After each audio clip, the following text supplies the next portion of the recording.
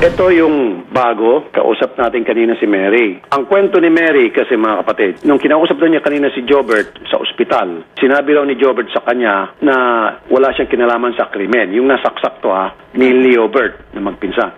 Ang sabi ni Jobert kay Mary, a month before mangyaring pandurukot, nilapitan daw siya ng kanyang pinsang si Leobert. At ang sabi raw sa kanya, merong ipinapadukot. Meron tayong idudukot dahil meron nagpapadukot. Something to that effect.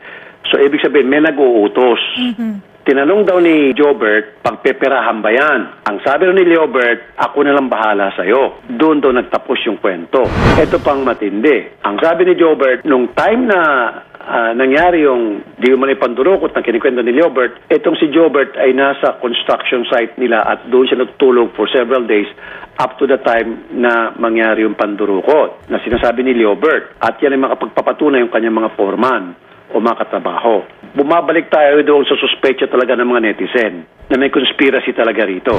Pinapatawagan ko rin yung police na teacher ng ating victim. Kasi di ba, si Jovelyn is working student, right? At the same time, apo. At the same time. At siya ay criminology student. Ngayon, itong police kasi na sinasabing teacher ni Jovelyn ay finid sa atin ng ilan sa mga netizen at sabi kung pwede kausapin daw. And we did just that. Umiiwas po sa amin itong police. At hindi rin siya pwede makipag-usap sa atin dahil siya raw ay nasa shooting range. O, di ba? Mas importante pa yung shooting range kaysa sa makipag-usap sa atin to shed light o magbigay ng mga impormasyon na maaari makatulong sa investigasyon. Kasi siyempre, kung estudyante mo nawawala, dapat concern na concern ka. Tama ba? Yes po, Idol. Yes po. So, any teacher na kapag kanilang estudyante, especially ito, criminology at estudyante niya, may nangyari sa estudyante niya, aba-aba. Dapat, ang sino man teacher, magiging very, very concerned and will be very, very cooperative, makipagtulungan sa mga otoridad sa ginagawang investigasyon kung ano man pwedeng impormasyon na bibigay niya para ma-solve yung kaso. In this case, itong police, ayaw. At meron daw siyang shooting range classes or something like that. So, ibig sabihin, nag-aaral daw siya paano mag-shooting. Yun ang pagkakaintindi ko, Mary. Pero sabi ko kay Odette, tawagan yung kanyang boss. Baka pwede tayong rumekta sa kanyang boss. Ako ay nagpapasalamat sa NBI at nung pagtawag natin last week, yung NBI po ay kumilos na. And yung kaso ay iimbestigahan na po ng NBI. At dito makikita na yung taong bayan dyan sa Palawan, wala na pong tiwala sa ating PNP. I'm sorry, PNP Palawan, pero nawala na pong tiwala ng taong bayan sa inyo.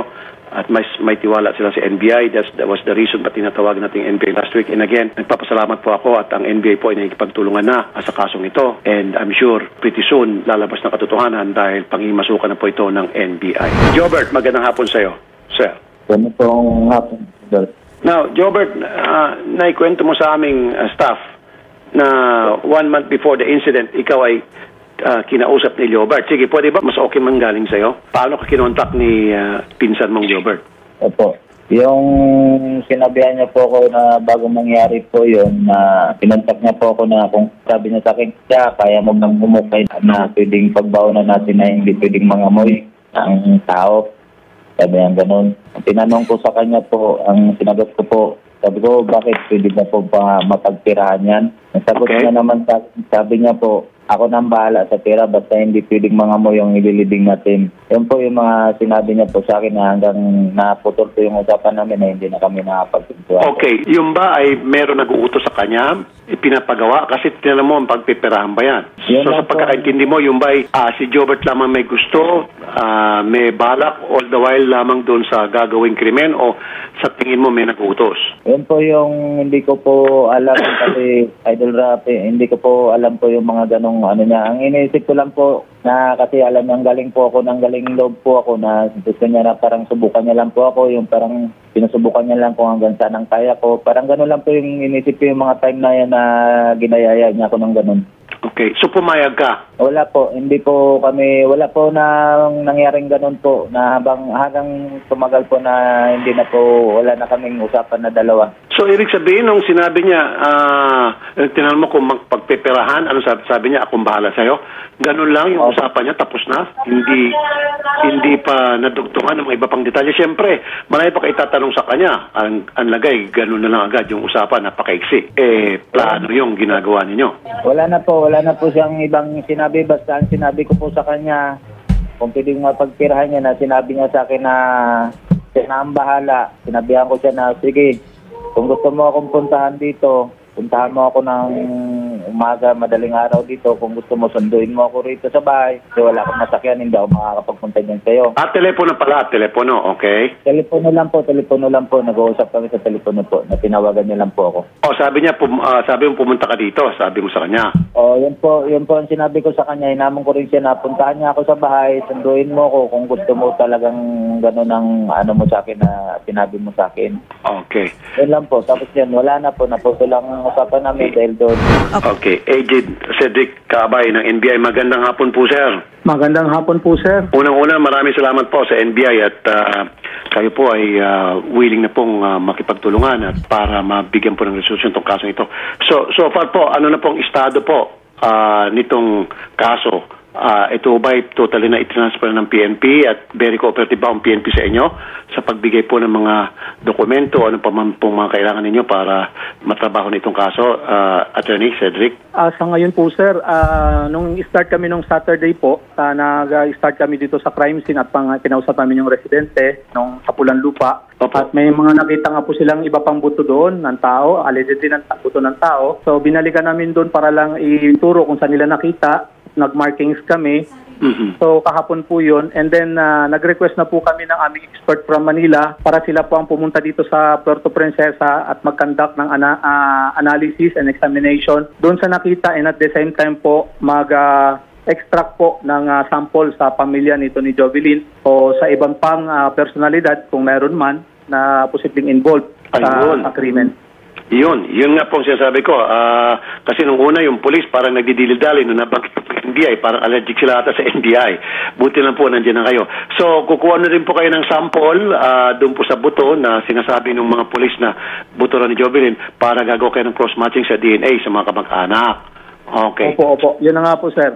Opo. Gaano katagal din po? Katulad din po sa PNP, 2 weeks din po ba? O baka mas less pag NBI? Sir, malalaman po natin yan, sir, pagdating ng ating expert from Manila this week po. Ang pangako nila sa atin this week, babiyahin na sila dito sa Puerto. So malalaman po natin kung gano'ng kabilis o kung ilang araw yung ilabas yung result ng DNA examination.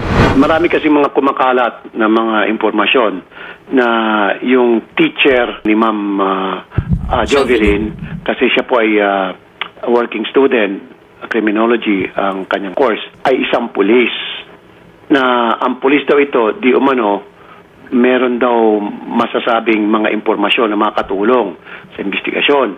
And we're trying to contact this policeman, pero umiiwas po sa amin. Baka kayo po, through the NBI, malaman niyo po kung saan siya at mapuntahan niyo po at maimbestigahan niyo po ito, matanong, baka meron siya maisi-shed light tungkol sa kaso. Sige po, sir, gagawin po natin yan. Actually, sir, lahat ng information po na natatanggap namin, ino-consider po namin at ini-evaluate natin. So lahat po yan po, bibigyan natin ng atensyon at iimbestigahan ho natin para po mabigyang linaw lahat po ng issue na lumalabas, pati mga information na natatanggap natin. Opo. So paano po yan, Attorney Cedric? Yung pong kasi suspect na umamin, siya raw, siya raw ang gumawa. Na-interview na rin po, interview niyo pa lang siguro. Kasi Saturday pa lang nung mag-take over kayo. Na-interview na ho ba? Sa ngayon po yung suspect na custody ng PNP, hindi po namin nakakausap dahil po ang dinig po namin baka bukas daw po is magbe-bail na siya. So aabangan namin yung pag-bail niya para ma-invite namin sa personal sa office. Yun. At maging palaya siya magbitaw ng kanyang kwento sa harap ng mga ahente ng NBI dito sa Palawan. Mas maganda nga po talaga kapag kayo mag-imbestiga. Well, hindi ko sinasabi, loko-loko yung mga pulis. Hindi naman lahat. Pero nagkakaroon ng pagdududa.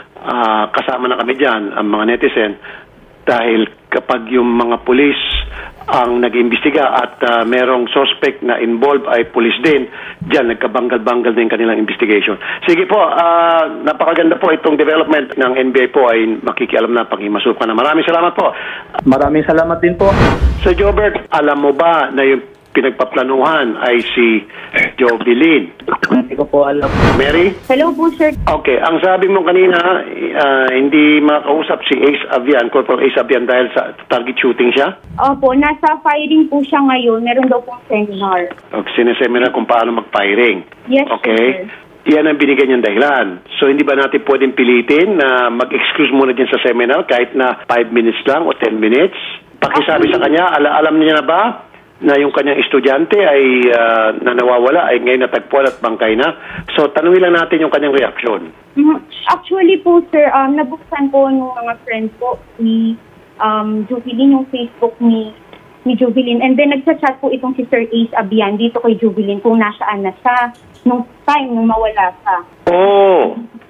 Sabi niya, Bingo. saan siya? Ayun ang chat ni Ace Abian.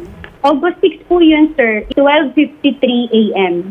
Okay, pero August 5 nawawala si Jovelyn, di ba? Yes po, sir. Okay. Yun yung sinasabi nitong si Leobert na inabangan niya nung gabi at pinagtulungan nila ni Jobert gahasain hanggang sa patayin. Pero ngayon, sabi nitong sa chat, nung nahack nila yung account ni Jovelyn, ng mga kamag-anak, nung August 6, Opo. nagchat-chat pa itong si Police Corporal Ace Avian kay Jovelyn at tinatanong na saan ka. Yes po, sir. Ano to, chat o sa internet, social media o text, cellphone? Facebook po, sir. Okay, ano naman sagot ni Jovelyn? Wala po, sir. Walang response si Jovelyn. Maaari din kasing, maaari din kasing sinasadya palabasin na 5 nawawala, yung 6 ka-text ko lang siya. So I don't have anything to do with that or something like that. But anyway, ayaw talaga magpag-usap itong si Ace Avian. Yes po, sir. As of now po, ayaw po niyang magbigay sa atin ng panayam. Colonel De La Cruz, magandang hapon ulit, sir. Sir, magandang hapon din po sa inyo, sir. Ito pong si Corporal Ace Avian should be placed under, I would say, should be considered as person of interest. Sir, Kinonsider niyo ba as person of interest ito, sir? Hindi po pumasok sa radar ninyo ito? Hindi po, sir, hindi po. Oh, Bali, sir, sandali po, Colonel. Kung ganun, Colonel, binabawi ko ng puri ko sa inyo. Di ba last time nag-usap tayo, puri ako sa iyo hanggang langit ngayon. Binabawi ko na po yung pagpuri ko sa inyo kasi kasama po dapat yan sa inyong gagawing investigasyon. Imposible hindi niyo po alam yan. Samantalang ito mga netizen, alam nilang halos lahat. Sila po yung mga nag-feed sa amin yung information tungkol sa pulis na teacher ni Jovelyn. Tapos kayo, hindi nyo alam? Sir, i-update ko po kayo, sir, regarding dyan. Nung nasabi niyo po sa akin yan, sir, nag-conduct na rin po ako ng mga, sir, na investigation. Okay. So ano pong lumitaw sa kinandak na investigation, sir? Sir, bali, hindi pumasok na POI po, sir. Kasi, based doon sa, sir, hindi ko pa lang po napasyalan yan. Na-confirm yun kasi wala pong pasok ang Fulbright, sir. Hindi po naka-enroll si Jovelyn ng 2 SEM. Kaya, para, hindi po pumasok sa POI natin yung professor, teacher niya na yan ng Mark 19. Anong sabihin ng POI, sir? Yung nabanggit niyo, sir. Okay. Person of interest. Okay. Hindi po pumasok sa inyo. Opo, sir. Hindi kaya dahil kabaro po, kaya hindi pumasok? Pagka kabaro, hindi papasok. Pag hindi kabaro, pasok yan sa POI. Hindi po, sir. Tinignan po namin yan, sir, investiga. Kasi katulad sabi niyo, sir, yung amo, kinausap niyo na po yung amo ni Jovelyn o kasi person of interest yun. Kasi hindi siya pulis. Ngayon, itong pulis, nakasama dapat sa investigahan ninyo, hindi inimbestigahan. Teacher niya ito at meron pa man din palang text message aling dito kay sa pulis o chat. Kinachat ng pulis itong victim the day after she disappeared na where na you or nasaan ka na. Hindi nyo alam yon? Sir naman. Sir, sa bagay na po yan, sir, bali, nag-conduct po kami ng investigation dyan. Hindi pa lang po namin na final tungkol dyan. Pero, sir, hindi po na ipasok sa sa POI na. Sige. Ngayon, sir, buksan niyo na po, sir. Buksan niyo na po yung baul ninyo at ipasok niyo na po yung pangalan. Yes, sir. Oo, sa pangalan sa baul ninyo bilang person of interest. Saka isa pa, Colonel, kaduda-duda, nung tinatawagan namin kanina pa, nasa firing seminar daw, Colonel, at ayaw niyang magpa-istorbo. So sa palagay niyo, Colonel, may irregularity ba doon? Yung isang tao, police, para ninyo, tinatawagan namin para magbigay ng pahayag tungkol dito sa kaso. Estudyante niya nawawala, ngayon natagpuan na. Gusto namin kunan siya ng pahayag. Busy daw siya sa firing seminar. Kayo po bilang isang Lieutenant Colonel, ito po ba ay katanggap-tanggap na rason, Lieutenant Colonel De La Cruz, sir? Posible po, sir. Juan, siguro, sir, dapat kahit pa paano mabigyan ng masagot yung tawag kahit pa para masabi niya kung ano. Kaya nga po, sir. So kung kayo po ang mag-iimbestiga, tulang ginagawa po namin ngayon, tapos ngayon tatawagan mo siya, person of interest siya, at important mga tatanong. At ang sagot sa iyo, wagag-istorbohin kasi nasa firing seminar lang ako. Yes, Katanggap-tanggap pa yon, sir. Ayun nga po, sir.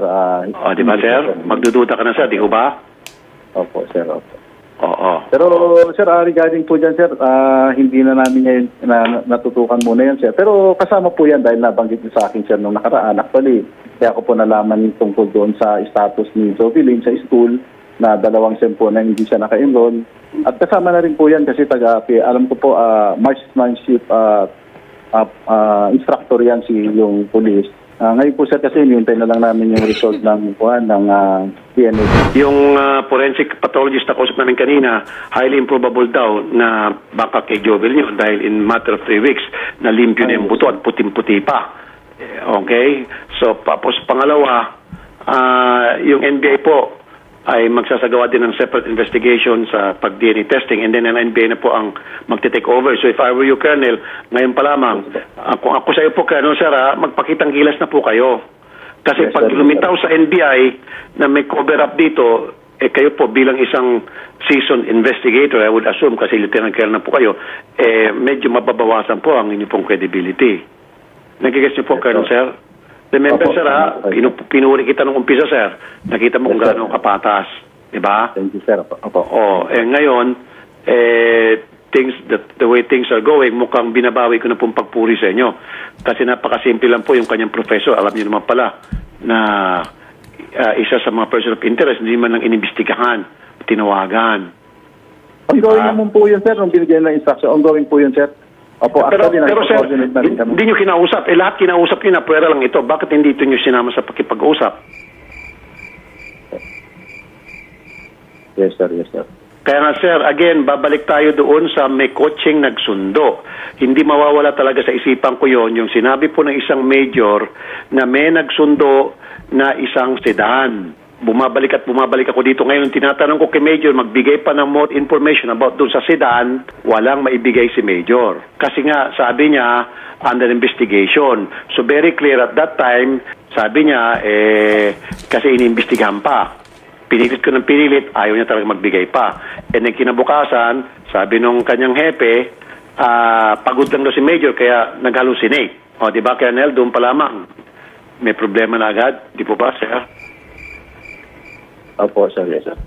So if I were you, Colonel, mag-cooperate na lang po siguro kayo sa NBI.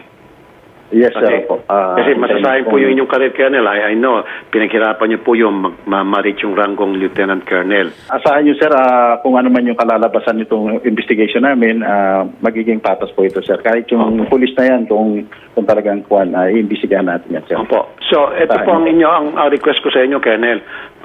Kung pwede po sana, Colonel, pilitin niyo po makausap itong si Corporal Ace. Huwag na ho natin pagtakpan. Okay? Huwag na ho natin ibibibihin. Number 1. And then number 2, ito pong suspect na sinasabi ng mga pulis ngayon na si Leobert. Meron po itong mga alam na talagang makakapag-solve sa kaso. Kaya lang, takot lang po ito magsalita dahil meron pong nagbabanta sa kanya. Kaya nga po, Colonel, na kung napakinggan niyo yung sinabi sa akin ng reporter ko last week na habang kinakausap niya itong si Leobert, nakatingin daw sa pulis na nasa tabi niya. Di ba? Very irregular yung, Colonel. Di ba? Opo, sir.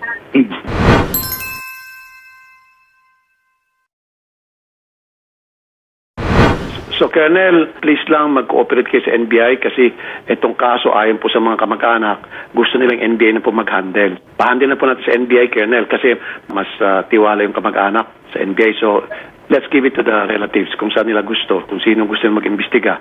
In this case, mataas ang tiwala sa NBI, then let it be. Pwede ho, Colonel, sir? Yes, sir. Opo, sir. And then, makakatulong din po, Colonel, palutangin niyo na po itong si Corporal. Hindi niyo ba kaya ito si Corporal? Sir, sa kabila pong, sa PPO po kasi yun, sir, bali, i-coordinate ko na lang po dun sa force commander niya.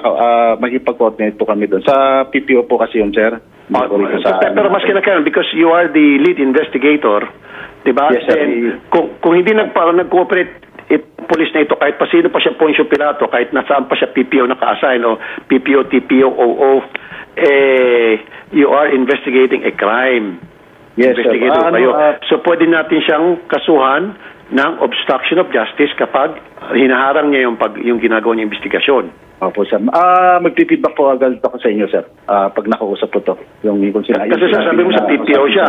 So, kung itong yung mga bosses sa PPO, ayaw siyang ipakiusap sa inyo o ayaw magbigay ng information tungkol sa kanilang tauhan o binablock nitong PPO any information that could lead you to Corporal Avian interviewing him, then pwede yung kasuhan yung mga nagbablock ng investigation niya, di ba? Obstruction of justice. Di ba? Yes, Colonel, tama pa. Tama po. Magpipidback po ako agad sa inyo, sir. Saan mo ba tama ng bala dito sa sa victim, Colonel? Sa inyo pong ginawang investigasyon? Sa ulo ba? Sa sintido? Saan po ba? Wala po, sir. Wala namang involved na rito, sir. Wala pong tamang ng bala sa bungo, sa skull? Wala naman po, sir. Yung na-recover po na skeletal remains, sir. Wala. Wala po, sir. Wala. Okay, tinetesting na kita sa tanong na yan. Kasi yan po yung ipinapatanong sa akin ng dalawang netizen. Tatanungin ko raw. So, kung wala raw tama, may dugtong sila. Hindi daw talaga si Jovelyn. O, di ba? Ang gagaling ng mga netizen natin, Shari. Opo. Dapat ito mga netizen na magiging CIA o gawin mga investigador. Yes, magagaling itong mga inputs ng mga netizens natin. Sige po, Colonel, before 4 o'clock, baka makausap niyo po si Corporal Ace Avian at bigyan niyo kami ng feedback. Ano po? Yes, sir. Okay po, sir. Thank you. Lalong lumalakas dito ngayon na reinforce yung mga duda ng mga netizen na may cover-up dito. Talagang tama yung direksyon ng mga pag-iisip, yung mga na nabubuo ng mga anggulo nito mga netizen, tumutugma, tumatahi-tahi. Talagang magagaling itong mga netizens natin.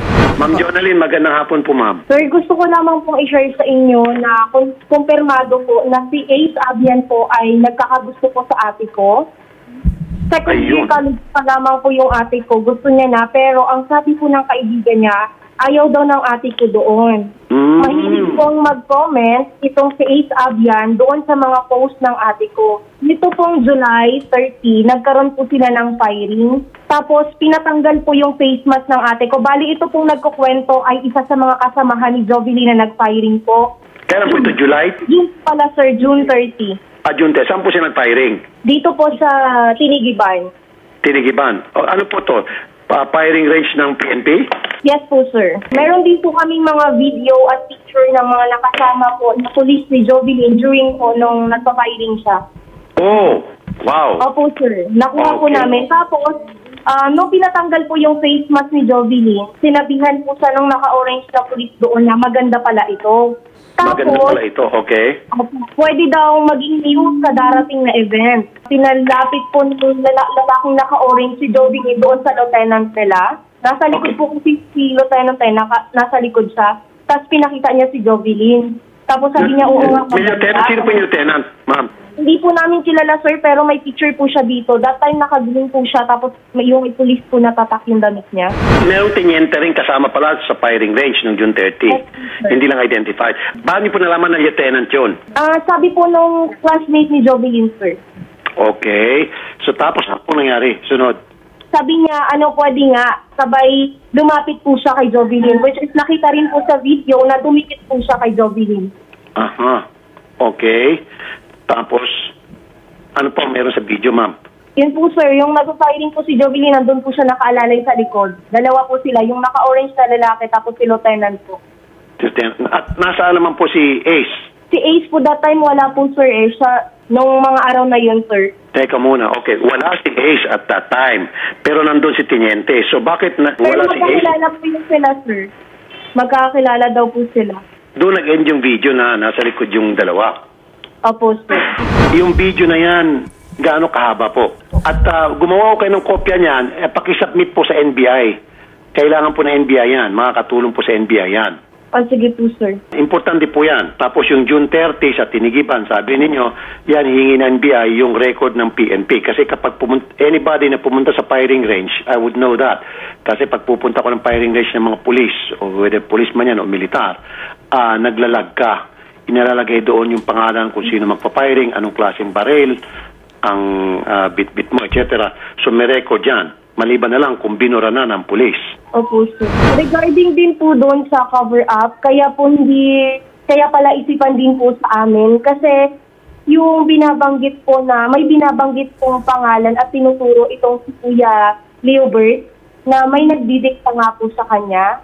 Ayo, yun nga po, yung sinasabi nga po namin nung sa interview noon ni Mary na nung kakausapin na ni Mary itong Jobert, tumitingin sa pulis.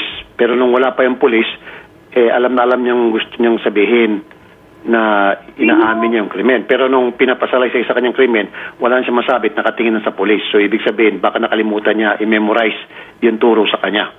Yung kapatid po mismo ni Kuya Leobert po, ay itinuro, may siyang itinuro na pulis kung sino yung nagdidikta po sa kanya. May pulis pa itinuturo.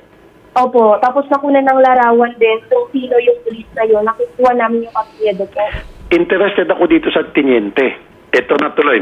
Okay, dami naman nag-iisip na maaring itong si Teniente ay mas nakadiin kaysa dito kay Corporal.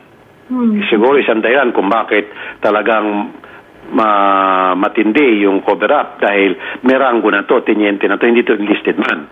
Teniente is all as official na ito. Kaya siguro wala tayong nakakuha masyadong impormasyon sa PNP. Talagang todo harang ito mga polis na ito. Ma'am, lahat ng mga impormasyon meron kayo, ibigay niyo po yan sa PNP. Kailan niyo po nalaman na ito mga impormasyon ito? Bago lang? Opo sir, bago lang. Yung inopen up niyo po sir, yung sa cover up, tapos yung inopen up niyo po na may teacher pala si Jovelyn na pulis. Kasi wala po kaming ideya talaga tungkol doon sir. Sa kanya lang malaman nung magsalita kami at galing din naman sa netizens yun. So doon lumutang agad yung kaibigan ni Jovelyn. Opo sir. Bakit hindi siya lumutang nung una? Yun na nga po sir. Well, for now, huwag niyo munang pangalanan yan kasi baka mamaya bigla mag-disappear din yan. Shari? Idol. Off-air, tawagin yung NBI. Opo. And then ibigay niyo yung information, yung classmate na yon. Yes po. Para ma-secure siya. Okay po. Kasi pwede yung maging witness yan, matibay na testigo yan. Opo. So tawagan yung NBI para i-secure yan. Yes po. Vital witness yan. Baka mamaya bigla mag-disappear yan. Yes po. Police pa man din ma-involve. Jonalyn, Yes po sir. wala nang video, yan lang yung na meron kayo. Opo sir. Tapos, wala ho ba kayong mga text kay Teniente na nagte-text si Teniente dito kay Jovelyn? Sir, wala po. Hindi po din po namin nakita mismo yung sa cellphone ni Jovelyn. Yan nga po sir, yung ginawa po kasi namin tina-telecon po ba ang tawag doon sir, yung mababasa po lahat po ng message na papasok kay Jovelyn. Okay. Yung sa number niya po na ginagamit, deleted po simula no 5, nung siya po ay nawala. 5, 4, 3 hanggang the rest po ng ano. Kaya yun po yung kinagulat ng yun po yung kinagulat nila. Bakit daw burado? Tanging malaking tao lang daw yung makakagawa nun, sir. Oh, okay. So na-hack siguro at nabura. Opo, burado po yung mga message na pumasok sa number niya na yun. Pero meron natang way na ma-retrieve yun. Ewan ko, bahala ng NBI, kukuha yan ng court order na para kausapin yung Globe o Smartman yan, ibigay o i-try na i-retrieve yung nabura na mga messages. I don't know kung merong technology yung ating mga telecom company tungkol dyan. Pero malaking bagay po yan. Ayan, tumitibay lalo po yung mga suspecha ng mga netizens. na meron nga talagang cover-up nangyari dito, na maaari yung buto na nandyan, ay iplinanta na lang at para palabasin na tanga ang taong bayan, palabasin at tanga tayong lahat at sila lang matatalino. It so happens na mas matalino yung mga netizens. Dahil sa mga pagdududa ng mga netizens, ayun, dami nating nahalongkat. Jonalyn, yung NBI, kayo po ay kakausapin. Huwag ko kayo matakot sa NBI, kakampi po natin yung NBI. Tutulong po yan, sila po makakatulong masolve tong case na ito, ha? Ma'am? Okay. Mary, tawagan mo agad yung si, attorney Cedric Kaabay ng NBI.